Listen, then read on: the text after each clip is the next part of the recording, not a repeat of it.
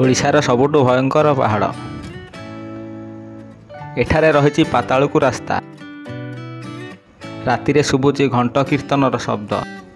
Hello friends, ସ୍ୱାଗତ ଆପଣମାନଙ୍କୁ।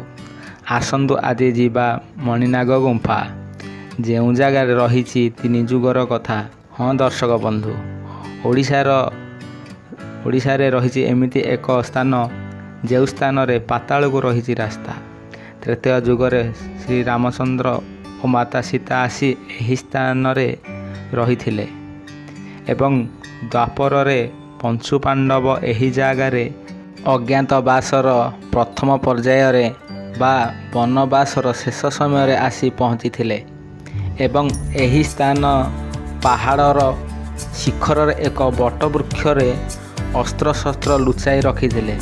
ଏହି କଥା ପୁରାଣରେ ବି ବର୍ଣ୍ଣିତ। ରାଜଧାନୀରୁ ଛତିଆ ରାସ୍ତାରେ ଗଲେ ପଡ଼େ ଏହି ଗୋବିନ୍ଦପୁର ଛକ, ଯାହା ରାଜଧାନୀରୁ 50 କିଲୋମିଟର ଦୂର। ଗୋବିନ୍ଦପୁର ଛକରୁ 3 କିଲୋମିଟର ଗଲେ ପଡ଼େ ରସିକନଗର ଗ୍ରାମ ଓ ଗ୍ରାମକୁ ଲାଗି ରହିଛି ମାଳିକା ବର୍ଣ୍ଣିତ ଜଳଙ୍କା ପର୍ବତ, ଯାହାର ଜଙ୍ଗଲରେ ପରିପୂର୍ଣ୍ଣ। ଏହି ପାହାଡ଼ରେ ଅଛି 552ଟି ଗୁମ୍ଫା। ଆଉ ଏହି ଗୁମ୍ଫା ମଧ୍ୟରୁ ପ୍ରସିଦ୍ଧ ହେଉଛି ମଣିନାଗ ଗୁମ୍ଫା। ଆସନ୍ତୁ ବୁଲିଯିବା, ସେଇ ଗୁମ୍ଫା ଦେଖି ଆସିବା। ଏହି ଜାଗାରେ ଅଛି ସେଇ ଗୁମ୍ଫା, ଯେଉଁ ଜାଗା ଦେଇକି ପାତାଳକୁ ରାସ୍ତା ଅଛି। ଏହି ହେଉଛି ସେଇ ଗୁମ୍ଫା। ଦେଖନ୍ତୁ କେତେ ମନୋହର ଦୃଶ୍ୟ। କେବଳ ଏହି ଗୁମ୍ଫା ନୁହେଁ, ଏଠାରେ ଏକ ମଠ ମଧ୍ୟ ରହିଛି, ଯେଉଁ ଜାଗାରେ ହଜାର ହଜାର ବର୍ଷ ତଳର ତପସ୍ୱୀମାନେ ଆସି ତପସ୍ୟା କରୁଥିଲେ। ବର୍ତ୍ତମାନ ମଠରେ ଅଛନ୍ତି ଏବେ ବାବା ଅମୃତାନନ୍ଦ।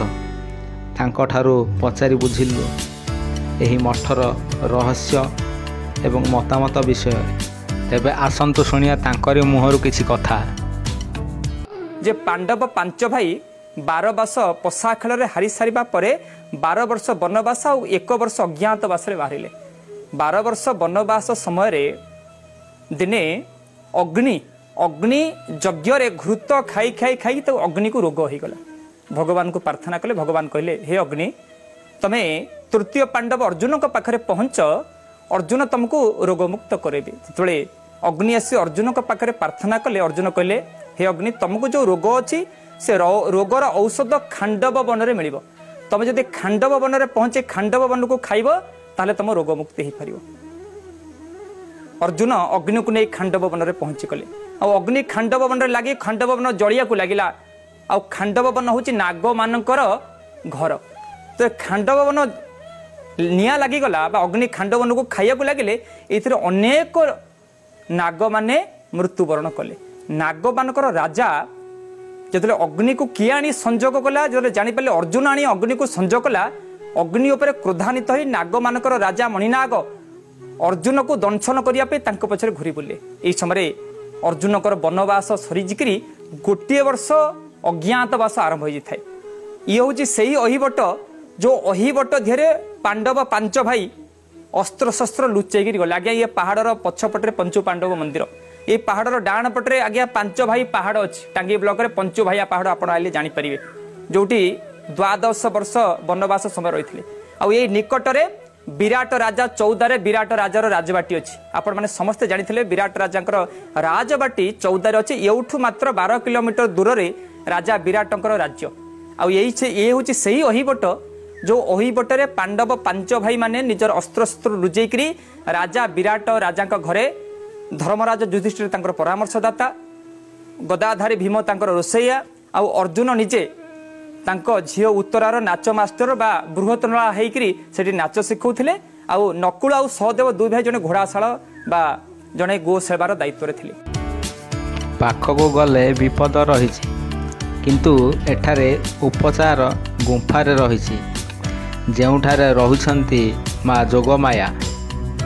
ଏହି ପାହାଡ଼ର ତପସ୍ୟା କରନ୍ତି ହଜାର ହଜାର ମୁନି ଋଷିଗଣ। ଏହି ଜାଗା ସନ୍ଥମାନଙ୍କ ପ୍ରିୟ ସ୍ଥାନ ବୋଲି ମାଳିକାରେ ବର୍ଣ୍ଣିତ ରହିଛି। ଏହି ସ୍ଥାନକୁ ଆସନ୍ତି ଅନେକ ଦେବାଦେବୀ ଏହା ମୁଁ କହୁନାହିଁ, ଏଠିକାର ଲୋକମାନେ କହନ୍ତି। ତେବେ ଏତିକିରେ ଅଟକି ନାହିଁ ପାହାଡ଼ର ମହିମା ଏବଂ ଏହାର ଅନ୍ୟ ମହିମା ମଧ୍ୟ ରହିଛି, ଯାହା ଆପଣ ଆମ ଆଗାମୀ ଭିଡ଼ିଓରେ ଦେଖିପାରିବେ। ଯଦି ଭିଡ଼ିଓଟି ଭଲ ଲାଗିଛି ଲାଇକ୍ କରନ୍ତୁ, ସାଙ୍ଗମାନଙ୍କୁ ସେୟାର କରନ୍ତୁ ଏବଂ ଆମ ଚ୍ୟାନେଲକୁ ଯଦି ସବସ୍କ୍ରାଇବ୍ କରିନାହାନ୍ତି ସବସ୍କ୍ରାଇବ୍ କରନ୍ତୁ ଓ ଅଲ୍ ନୋଟିଫିକେସନ୍ ଉପରେ ଅନ୍ କରନ୍ତୁ। ଜୟ ଜଗନ୍ନାଥ।